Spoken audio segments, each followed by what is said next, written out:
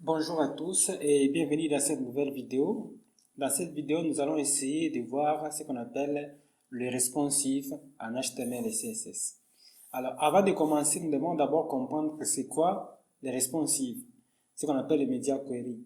En fait, c'est une façon de pouvoir faire un site web qui est adaptable, qui s'adapte en fonction des écrans. Ça veut dire que si on est sur téléphone, ça donne une mise en page qui est adaptée au téléphone. Si on est sur PC, ça donne une mise en forme qui est adaptée au PC. Alors, comment est-ce qu'on peut faire ça? Alors, sans plus tarder, on commence avec notre CSS. Là, si vous voyez bien, j'ai ma page HTML et il y a les éléments que j'ai fait dans ma précédente vidéo sur sur les grids. Alors, on a une classe là, parent grid, qui est les parents des grids, et on a les enfants qui sont pilotés par l'élément enfant, l'élément parent plutôt. Donc, quand on part dans notre CSS, nous avons parent grid, nous avons mis les éléments display grid et autres, nous avons grid child, donc les enfants, et nous avons donné une couleur. Alors, pour faire le responsive, qu'est-ce que nous allons faire? Nous allons juste faire ce qu'on appelle une programmation conditionnelle. Ça veut dire que nous allons pouvoir donner une condition pour dire à la feuille des styles CSS, donc une condition qui sera mise dans la feuille des styles CSS et qui va nous indiquer quand est-ce qu'un style donné sera appliqué et quand est-ce qu'il ne sera pas appliqué. Les styles qu'on a mis par défaut à l'intérieur de notre page CSS, ces styles-là, il va s'appliquer partout. Donc par défaut, tant qu'il n'y a pas de conditions, ça va s'appliquer. Mais tant que nous avons d'autres conditions, ces styles pourront être customisés en fonction de ce que nous avons donné. Alors, la commande que nous allons mettre, nous allons mettre @media screen. Donc on commence par media. Ensuite, on va mettre, après media, nous allons mettre un écran. Donc on met screen. Ici, normalement, on met un écran qui correspond à un contexte bien donné. Par exemple, si c'est sur l'imprimante, on va mettre imprimante. On va mettre print plutôt. Si c'est téléphone, on va mettre une indication bien donnée. Mais pourquoi on met screen? Screen, c'est pour dire l'écran. Et pour tous les appareils qui ont des écrans, ça va s'appliquer. Alors, pour les screens, nous savons déjà que tous les écrans sont screen, donc on ne peut pas laisser ça vide. On va ajouter ici and max width. Ça veut dire qu'on prend la hauteur, donc la largeur maximale. On va prendre jusqu'à 1200 pixels. Ça, c'est la condition que nous sommes donnés. Pixels. Et nous allons fermer ici. Ensuite, nous allons ouvrir nos accolades. Et dans ce qui suit là-bas, à l'intérieur, là, il y a la condition. Donc, c'est presque comme les fonctions dans les autres langages, comme le JavaScript, le PHP et autres.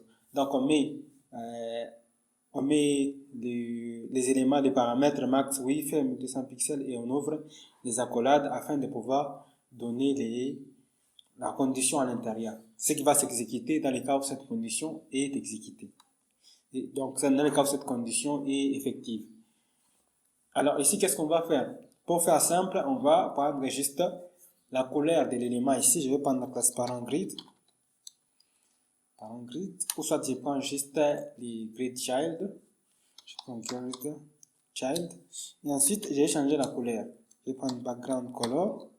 Et nous allons le mettre à, nous allons prendre une autre couleur. Nous allons prendre par exemple orange. Orange. En fait, on prend orange red. C'est bon. Donc, à partir de là, nous pouvons maintenant voir comment l'écran va se comporter. Alors, pour voir ça, nous allons ouvrir notre navigateur et je vais voir là-bas. Là, nous avons nos grids là qui sont en bleu. Alors, on va essayer de commencer à réduire notre écran.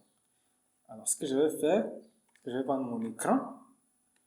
Je vais d'abord commencer à l'agrandir. Là, vous voyez, il est petit, donc c'est moins de 1200 pixels. Voilà pourquoi il est orange. Alors, on va commencer à aller à l'agrandir petit à petit jusqu'à ce que quand ça va dépasser la valeur qu'on a donnée, vous allez voir, ça va directement changer. Voilà. Là, on a dépassé 1200 pixels et ça change directement. Donc, vous voyez que ça s'adapte. Nous pouvons faire la deuxième chose que nous pouvons faire, c'est contrôler les grids ici. Nous avons mis grid template colonne, nous avons mis 3 colonnes. Ça veut dire que le premier colonne prend un fragment, le deuxième prend 4 fragments et le troisième prend 2 fragments. Alors, ce que nous pouvons faire ici, c'est par exemple nous prenons le parent grid parent grid, et nous allons changer les displays. Donc, nous allons changer les templates colonnes. Je mets grid templates colonne. Alors, ici, je vais prendre un fragment. Je prends encore un fragment. Je vais prendre encore un fragment.